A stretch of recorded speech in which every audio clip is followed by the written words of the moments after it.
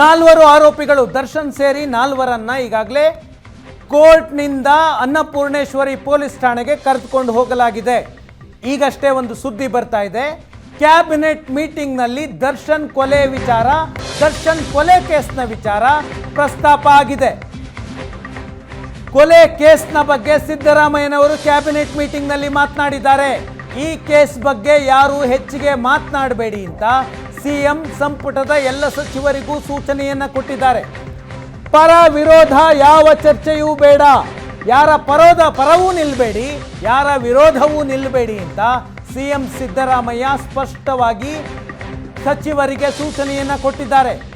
ಕಾನೂನು ತನ್ನ ಕೆಲಸ ಮಾಡಲಿದೆ, ಅನಗತ್ಯ ಚರ್ಚೆ ಬೇಡ ಅಂತ ಸಚಿವರಿಗೆ ಖಡಕ್ ಸೂಚನೆಯನ್ನ ಕೊಟ್ಟಿದ್ದಾರೆ. ಈ ಸೂಚನೆಯನ್ನ ನೋಡಿದ ಮೇಲೆ ಯಾರೊಬ್ಬರೂ ಕೂಡ ಮಾತನಾಡಿಲ್ಲ.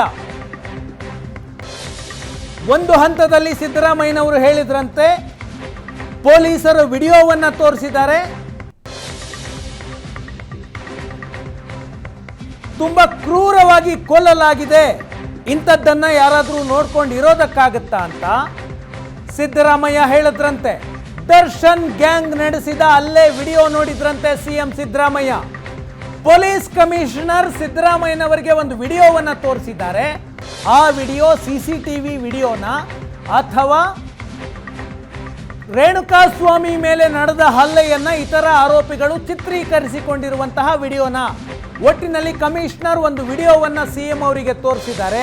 ಆ ವಿಡಿಯೋವನ್ನ ಉಲ್ಲೇಖಿಸಿ ಸಿಎಂ ಸಿದ್ದರಾಮಯ್ಯ ಕ್ಯಾಬಿನೆಟ್ ಮೀಟಿಂಗ್ನಲ್ಲಿ ಹೇಳಿದ್ದಾರೆ. ರೇಣುಕಾಸ್ವಾಮಿ ಮೇಲಿನ ಅಮಾನುಷ ಹಲ್ಲೆ ನೋಡಿ ಸಿಎಂಗೆ ಶಾಕ್ ಆಗಿದೆ. ಕ್ಯಾಬಿನೆಟ್ ಮೀಟಿಂಗ್ನಲ್ಲಿ ಹಲ್ಲೆಯ ವಿಡಿಯೋ ಬಗ್ಗೆ ಸಿಎಂ ಸಿದ್ದರಾಮಯ್ಯ ಪ್ರಸ್ತಾಪ ಮಾಡಿದ್ದಾರೆ. ಅಂಥ ಕ್ರೂರತನವನ್ನ ನಾನು ನೋಡೇ ಇಲ್ಲ ಅಂತ ಸಿಎಂ ಸಿದ್ದರಾಮಯ್ಯ ಕ್ಯಾಬಿನೆಟ್ನ ಸದಸ್ಯರಿಗೆ ಹೇಳಿದ್ರಂತೆ. ಪೊಲೀಸರು ತಮಗೆ ಹಲ್ಲೆ ವಿಡಿಯೋವನ್ನ ತೋರಿಸಿದ್ದಾಗಿ ಕ್ಯಾಬಿನೆಟ್ ಮೀಟಿಂಗ್ನಲ್ಲಿ ಸಿಎಂ ಸಿದ್ದರಾಮಯ್ಯ ಸಂಪುಟದ ಸದಸ್ಯರಿಗೆ ಹೇಳಿದ್ದಾರೆ. ದರ್ಶನ್ ಮತ್ತು ಗ್ಯಾಂಗ್ ನಡೆಸಿರುವಂತಹ ಹಲ್ಲೆ ಕ್ರೂರವಾದದ್ದು ಅಂತ ಸಿಎಂ ಸಿದ್ದರಾಮಯ್ಯ ಕ್ಯಾಬಿನೆಟ್ ಮೀಟಿಂಗ್ನಲ್ಲಿ ಹೇಳಿದ್ದಾರೆ.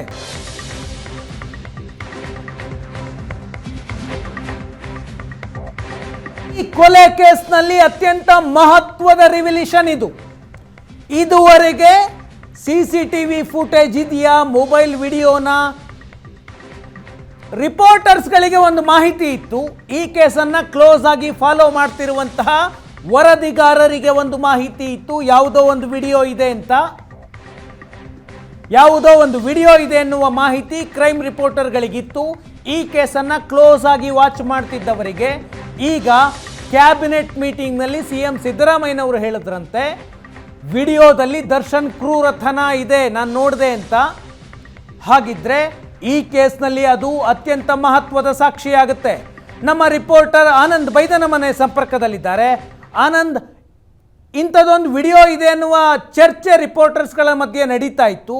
ಈಗ ಸಿಎಂ ಕ್ಯಾಬಿನೆಟ್ ಮೀಟಿಂಗ್ನಲ್ಲಿ ಹೇಳಿರೋದ್ರಿಂದ ವಿಡಿಯೋ ಇದೆ ಅನ್ನೋದು ಖಚಿತ ಆಗ್ತಾ ಇದೆ. ಏನೆಲ್ಲ ಚರ್ಚೆ ಆಯ್ತಂತೆ ಆನಂದ್?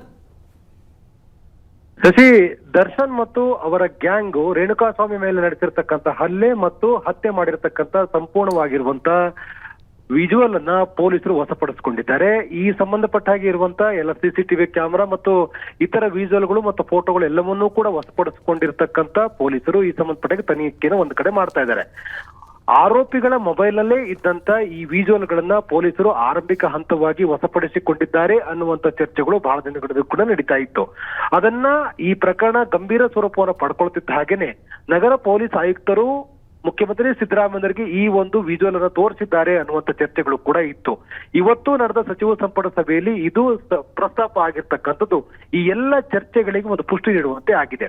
ಈಗ ಇವತ್ತು ನಡೆದ ಸಚಿವ ಸಂಪುಟ ಸಭೆಯಲ್ಲಿ ಸಭೆಯ ಆರಂಭದಲ್ಲಿ ಇಡೀ ಪ್ರಕರಣದ ಬಗ್ಗೆ ಪ್ರಸ್ತಾಪ ಮಾಡಿದಂತ ಮುಖ್ಯಮಂತ್ರಿ ಸಿದ್ದರಾಮಯ್ಯವರು ದರ್ಶನ್ ಏನು ಕೊಲೆ ಪ್ರಕರಣ ಇದೆ, ಈ ಕೊಲೆ ಪ್ರಕರಣ ಸಂಬಂಧಪಟ್ಟಾಗ ಯಾರು ಕೂಡ ಪರ ವಿರೋಧ ಅಭಿಪ್ರಾಯಗಳನ್ನು ವ್ಯಕ್ತಪಡಿಸಬೇಡಿ, ಯಾವುದೇ ರೀತಿಯ ಚರ್ಚೆ ಮಾಡಬೇಡಿ, ಬಿಟಕ್ ಅಂತಕ್ಕಂಥದ್ದು ಬೇಡ, ಯಾಕಂತಂದ್ರೆ ಈ ವಿಚಾರದಲ್ಲಿ ಕಾನೂನು ತನ್ನ ಕೆಲಸವನ್ನು ಮಾಡುತ್ತೆ ಅನ್ನೋದನ್ನ ನೇರವಾಗಿ ಖಡಕ್ ಆಗಿ ಎಲ್ಲಾ ಸಚಿವರುಗಳಿಗೆ ಸೂಚನೆಯನ್ನ ಕೊಟ್ರು.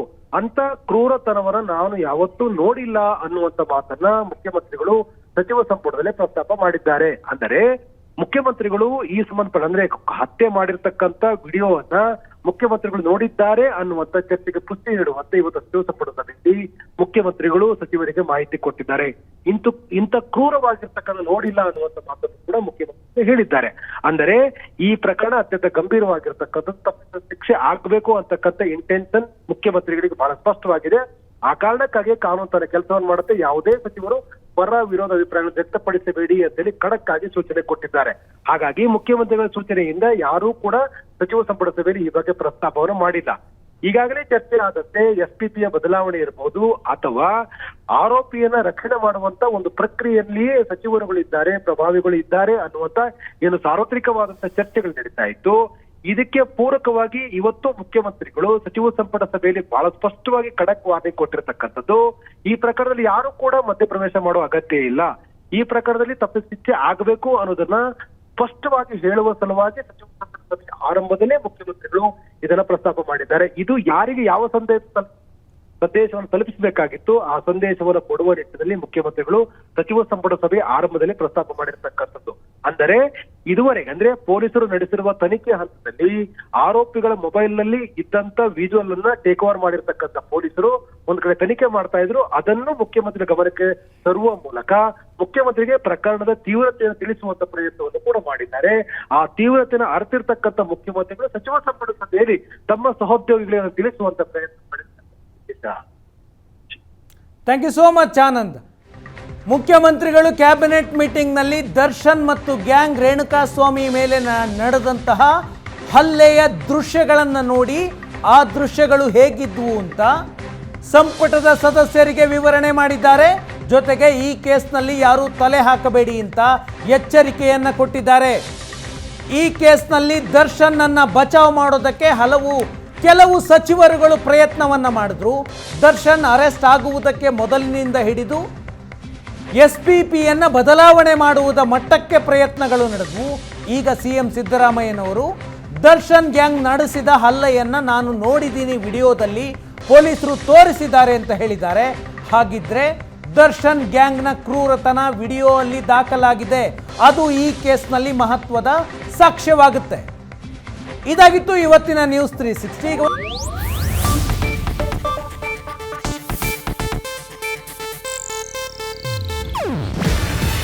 ಇದು ಏಷ್ಯಾನೆಟ್ ನ್ಯೂಸ್ ನೆಟ್ವರ್ಕ್ ಪ್ರಸ್ತುತಿ. ನೀವು ನೋಡ್ತಿದ್ದೀರಾ ಏಷ್ಯಾನೆಟ್ ಸುವರ್ಣ ನ್ಯೂಸ್.